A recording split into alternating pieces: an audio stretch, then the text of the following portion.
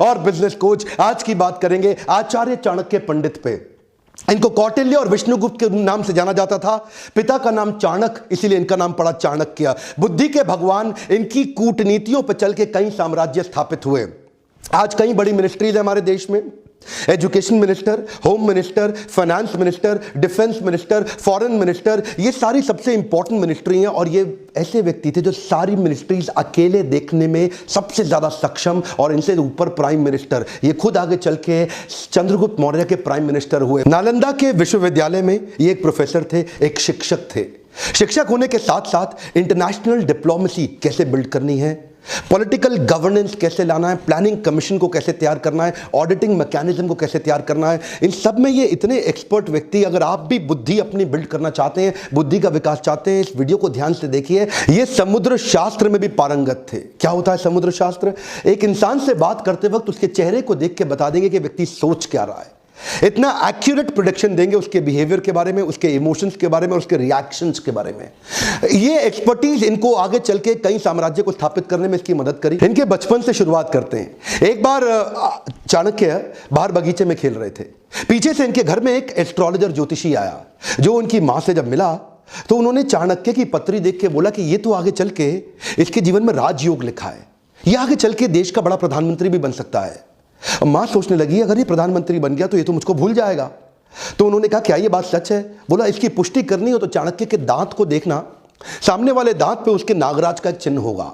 और वो पुष्टि करने के लिए जब मां ने बुलाया तो देखा कि चाणक्य के दांत पे वो चिन्ह था। तो मां रोने लगी, बोली तू आगे चल के राजयोग के चलते प्रधानमंत्री बनेगा, मुझको भूल जाएगा। इतना सुनते ही चाणक्य ने पत्थर उठाया और अपना दांत तोड़ दिया और क्या बोला, मां तेरे प्रेम के चलते मैं ऐसे हजारों राजपाट तुरंत खत्म कर दूंगा। इससे पता चलता है चाणक्य को कभी सत्ता का लोभ नहीं था। आगे चल के देशभक्त चाणक्य तक्षशिला के प्रधानाचार्य बने, प्रधानाध्यापक बने। उन्हीं दिनों सिकंदर पूरी दुनिया को जीतते हुए भारत की तरफ बढ़ रहा था। सोने की चिड़िया भारत को लूटने के लिए वो आक्रमण पे आक्रमण कर रहा था, पोरस को हरा चुका था। और चाणक्य के मन में उन दिनों एक ही सपना था, क्यों ना अखंड भारत का निर्माण किया जाए, एक शक्तिशाली राजा को खड़ा किया जाए। ये अलग अलग राजाओं से इन्होंने मिलना शुरू किया। उस समय मगध जो सबसे बड़ा साम्राज्य था नंदा डायनेस्टी का, आज के समय में जो उड़ीसा है, बिहार है, उत्तर प्रदेश जो आज का समय है, वो सारा सब उस समय मगध कहलाया जाता था। और नंदा डायनेस्टी का सबसे बड़ा राजा धनानंद, ये उसके पास गए और उसको इन्फ्लुएंस करने का प्रयास किया कि क्यों ना सिकंदर के खिलाफ हम तैयारी करें। और तब इन्होंने कहा, अच्छा उस समय धनानंद बिजी था, किन चीज़ों में बिजी था? वो प्रजा से कर वसूलता था, टैक्स लेता था और उसको अपने जुए सट्टे लॉटरी में, परस्त्री गमन में, अपने भोग विलास के अंदर खर्च कर देता था। इन्होंने इसको समझाया कि राजा का कर्तव्य है कि समाज से पैसा ले, जो आप टैक्स लेते हैं उसको समाज सेवा में लगा दें। और धनानंद को गुस्सा आया, बोला ए पंडित तुम अपनी पंडिताई करो, मुझको राजपाट ना सिखाओ, सिकंदर यहां तक नहीं पहुंच पाएगा। जब चाणक्य ने इनको दोबारा समझाने का प्रयास किया, इन्होंने धक्का मार के उसको गिरा दिया नीचे। और जब चाणक्य नीचे गिरे तो उनकी शिखा खुल गई और बोले तेरी यही शिखा काट देंगे। उस बात पे चाणक्य को बहुत बुरा लगा। उस दिन उन्होंने एक संकल्प ले लिया कि मैं ये शिखा तब तक नहीं बांधूंगा। This is called converting anger into resolution. उन्होंने अपने क्रोध को संकल्प में परिवर्तित किया। बोला उस दिन तक शिखा नहीं बांधूंगा जब तक तेरे साम्राज्य को उखाड़ के एक अखंड भारत का राजा ना लाकर खड़ा कर दूं। बहरहाल अब चाणक्य को लगने लगा कि अब समय आ गया कि मुझे ही किसी को कल्टीवेट और बिल्ड करना पड़ेगा। चाणक्य की डिटर्मिनेशन आपको इस बात से समझ में आएगी कि उन्होंने एक यंग लड़के के प्रति अपना जीवन समर्पित कर दिया जिसका नाम था चंदू। इसका नाम आगे चल के पड़ा चंद्रगुप्त। इसको उन्होंने ट्रेनिंग दी, बहुत सारे संस्कार और सारे प्रकार के शास्त्र उसको सिखाए। इमेजिन करिए ये 17-18 साल के लड़के, चंद्रगुप्त की मदद से इन्होंने सोचा कि मैं सिकंदर के साम्राज्य को उखाड़ दूंगा। चंद्रगुप्त को खुद को भी विश्वास नहीं था, लेकिन उनको निष्ठा थी, उनकी शरणागति थी चाणक्य पंडित के प्रति। चाणक्य उनको एडवाइस करते चले गए, गाइड करते चले गए। चंद्रगुप्त उनकी सारी बातों को मानते चले गए। ये कहते थे कि शत्रु की दुर्बलता जानने तक उसे अपना मित्र बनाए रखो। चंद्रगुप्त हैरान, बोले सिकंदर को मित्र कैसे बनाएंगे? चाणक्य ने तभी चंद्रगुप्त को समझाया कि तुम इनकी सेना में शामिल हो जाओ। किसी प्रकार से इन्होंने छोटे से बालक को उनकी सेना में घुसाया और उनका एक फेथफुल सिपाही बना दिया, जिससे अंदर की सारी जानकारियां अब चाणक्य के पास आने लगी। चाणक्य को इतना समझ में आ चुका था कि बहुत दूर से ट्रैवल करती हुई लाखों की सेना सिकंदर की शरीर से अब थक चुकी है। बोला अब इनको मन से थका देंगे।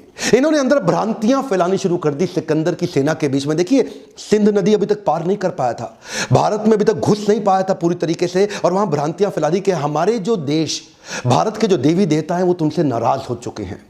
इन्होंने अजीबोगरीब काम कराए, कभी कभी अलग अलग दिनों में खाने में जहर मिला देते थे, द्विकंटक नीति के साथ छोटे छोटे अटैक करा देते थे, उनके देश के झंडे को जो पहाड़ पर लगा हुआ है उसको जला देते थे, अलग अलग प्रकार की विस्मक भ्रांतियां फैला देते थे, लोगों के अंदर कंफ्यूजन आपस में उनको लड़वा देते थे। 15, 16, 17, 18 साल के 10-15 लड़कों की मदद से इन्होंने उस सेना को खोखला बनाना शुरू किया, उनका मनोबल तोड़ना शुरू किया। सिकंदर ज्यादा लंबे समय तक रुक नहीं पाया। क्या कहते हैं, जो जीता वही सिकंदर? गलत है सर, जो जीता वही सिकंदर नहीं, जो जीता वही चंद्रगुप्त मौर्य। ये किसी को नहीं पता, सिकंदर भारत में कभी घुस ही नहीं पाया। चंद्रगुप्त मौर्य केवल गाइडेंस लेते रहे आचार्य से, और आचार्य चाणक्य पंडित की गाइडेंस में पूरी सेना को उखाड़ के बाहर कर दिया। इससे क्या हुआ, अब इनमें कॉन्फिडेंस बहुत आ गया। 5000 हाथी घोड़ों की एक सेना बना के सोचे कि मगध की राजधानी पाटलिपुत्र पर जाकर के एक हमला कर देते हैं और धनानंद को भी उखाड़ देंगे। अब ये ओवर कॉन्फिडेंस इनके लिए नुकसानदायक रहा। ये पहुंच तो गए 5000 की हाथी घोड़ों छोटी सी सेना लेके, लेकिन आधे दिन के अंदर दोपहर होते होते ही मगध की सेना ने इनको उखाड़ के बर्बाद कर दिया, खत्म कर दिया। किसी प्रकार से चंद्रगुप्त चाणक्य ने अपनी जान बचाई, भाग करके एक झोपड़ी के पीछे जाके छिप गए। अंदर मां कुछ खाना बना रही थी बच्चे को लेके, और बच्चा वो जो गरम गरम खिचड़ी थी खौलती हुई, उसमें हाथ डाल के जैसे ही खाना खाने लगा उसका हाथ जल गया। और तभी मां चिल्लाई, अरे पागल हो गया है तू, तो चाणक्य की तरह मूर्ख है, खिचड़ी के अंदर गरम गरम हाथ डालेगा तो जल ही जाएगा। परिधि से कोने कोने से खिचड़ी को खाओ, ठंडा करके आराम आराम से, कोने कोने से खाओगे हाथ नहीं जलेगा, बीच में हाथ डालोगे हाथ जल जाएगा। चाणक्य ने जाके बीच में मगध के झगड़ा कर लिया, उसको बाहर बाहर से तैयारी करनी चाहिए थी। यह बात सुनते ही चाणक्य की आंखें खुल गई, उनको अपनी गलती का एहसास हुआ। उन्होंने जाकर के औरत के पांव छुए और बोले, माई तुमने मुझको एक नई बड़ी शिक्षा दी। चाणक्य में सबसे अच्छी बात क्या थी, वो कई बार तकलीफों में आए क्योंकि बड़ी रिसोर्सेस सेना नहीं थी। धनानंद उस समय सबसे बड़ा साम्राज्य था उनका, नंदा डायनेस्टी का, लेकिन इन्होंने जाकर के 7 स्ट्रैटेजीज बनाई। पहली जो उन्होंने मां से वही सीखी कि परिधि पे हमला करो। परिधि मतलब बाहर का सर्कमफ्रेंस, जो बाहरी घेरा होता है। तो धनानंद के बाहरी घेरे में जिन जिन राज्यों पे उसकी कमजोर पकड़ थी, जहां जहां उसकी वहीं से इन्होंने हमले करने शुरू किए, छोटे छोटे हमले करने शुरू किए, जिसके लिए इन्होंने दूसरी स्ट्रैटेजी अपनाई, विष कन्याओं की टीम तैयार करी। ये विष कन्याओं की सेना क्या होती है, बड़ी सुंदर सुंदर खूबसूरत लड़कियों की एक सेना तैयार करी, जिनको थोड़ी थोड़ी मात्रा में विष दे दे के उनको विष कन्या के रूप में तैयार कर दिया। ये पहली बार हुआ, इससे पहले कभी नहीं हुआ। दुनिया भर में बहुत सारे काम चाणक्य ने पहली बार किए, और ये विष कन्याओं की सेना वहां के परिधि के राजाओं को चूम कर अपने चुंबन से उनको विष देकर समाप्त कर देती थी। इतना ही नहीं, इसके बाद इन्होंने तीसरी स्ट्रैटेजी क्या अपनाई, जासूसों की सेना बनाई। इतने जासूसों को ट्रेनिंग दी कि जासूसों को कैसे बढ़िया जासूसी करके सारी खबर अंदर की लाके देनी है। अब चाणक्य को समझ में आ गया, स्ट्रैटेजिकली चलेंगे। ये क्या कहते थे, शत्रु के साथ लेकर के कभी गुस्से से शत्रु के बारे में मत सोचो। अगर गुस्सा आ जाएगा शत्रु के खिलाफ तो आपकी एनालिटिकल एबिलिटी खत्म हो जाएगी। तो चाणक्य जो आंकलन करते थे ना, एनालिसिस, वो ऐसा इतना जासूसों से इतनी इंफॉर्मेशन लाते थे, और कभी कभी जासूसों की भी जासूसी करा देते थे। चाणक्य इतने एक्सपर्ट थे कि पैरेलली चौथी स्ट्रैटेजी बना रहे थे, building a high performance team. ये इन्होंने कैसी करी, इन्होंने वात्सायन मुनि का एक वेश धारण कर लिया, और ये जानते थे कि अगर बड़ी सेना बनानी है तो उनके मन, बुद्धि और आत्मा को जीतना पड़ेगा। एक पॉपुलर अपने आप को वात्सायन मुनि के भेष में जाकर के लोगों को जगह जगह कथा प्रवचन करते थे, और उनको धीरे धीरे इंस्पायर करते थे कि तुम चंद्रगुप्त की सेना को ज्वाइन कर लो।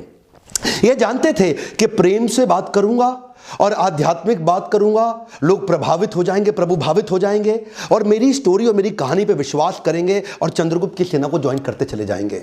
उनकी आत्मा, मन, बुद्धि को जीतने के बाद अपनी वाणी की शक्ति से उनको प्रभावित करके एक एक करके धीरे धीरे 8 लाख लोगों की सेना तैयार कर दी। यह सेना ऑलरेडी 4 गुना बड़ी हो चुकी थी अब धनानंद से। इनके पास हाथी घोड़ों की बड़ी सेना और घुड़सवार रथों की बड़ी सेना, पैदल सिपाहियों की सेना, इतनी बड़ी सेना धीरे धीरे ये देखिए इस सारी स्ट्रैटेजीज पैरेलल करते चले गए। हमारे देश में आज आरक्षण का बड़ा चक्कर चल रहा है ना, वहां पे आरक्षण के चक्कर के सख्त खिलाफ थे। ये कहते थे केवल योग्य व्यक्ति को आगे बढ़ाऊंगा, your country is only as powerful as your lieutenants.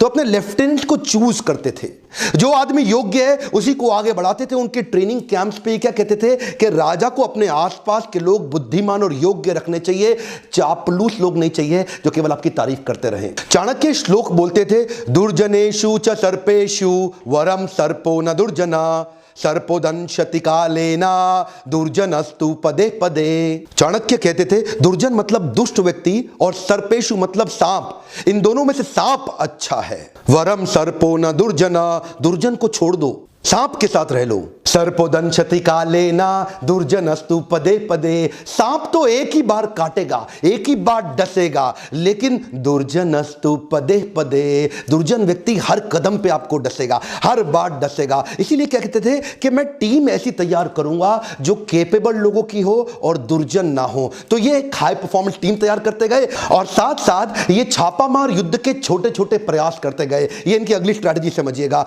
एक तो देखिए होता है कि टेस्ट एंड लॉन्च और एक होता है launch and test. Test and launch क्या होता है? पहले छोटे छोटे टेस्ट करो, पायलट एक्सपेरिमेंटेशन करो, छोटा टेस्ट करो और उसके बाद उसको वैलिडेट करो। और दूसरा क्या है, पहले लॉन्च कर दो और बाद में देखना टेस्ट करके रिजल्ट आया कि नहीं आया। जो पिछली गलती करी थी 5000 घोड़े सैनिक के साथ, वो क्या था, पहले लॉन्च कर दिया, बाद में टेस्ट से पता चला कि ये फेल हो गए। अब क्या करते थे, अब कहते थे अभ्यास करेंगे। बोले प्लानिंग और प्रैक्टिस में फर्क है। प्लान तो आपका ठीक हो गया, लेकिन छोटी छोटी प्रैक्टिस करेंगे तो छापामार युद्ध परिधि में लगातार करते रहते थे।